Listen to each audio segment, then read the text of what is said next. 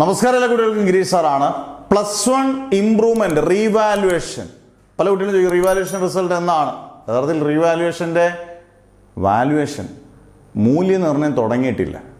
അന്നേരം വൈകും എന്നുള്ളതാണ് ഉറപ്പിച്ചത്. അടുത്ത ആഴ്ച എൻ്റെ വാലുവേഷൻ. അധ്യാപകരല്ലേ ഇതിനകത്ത് ഓരോ പ്രോസസ്സും കഴിയുന്നു. ഇപ്പം +1-ൻ്റെ 10ാം ക്ലാസ്സിൻ്റെ റിസൾട്ട് വന്നു, +1-ൻ്റെ കാര്യങ്ങളൊക്കെ മുന്നോട്ട് പോകുന്നത് അധ്യാപകർ തന്നെ ചെയ്യണ്ടേ, അതിൽ റോബോട്ടുകളല്ലല്ലോ.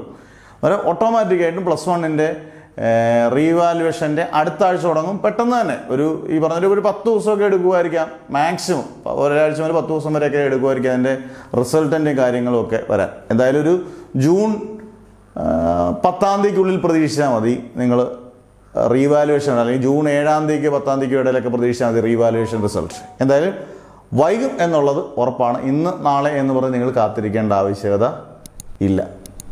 Okay, never ever give up.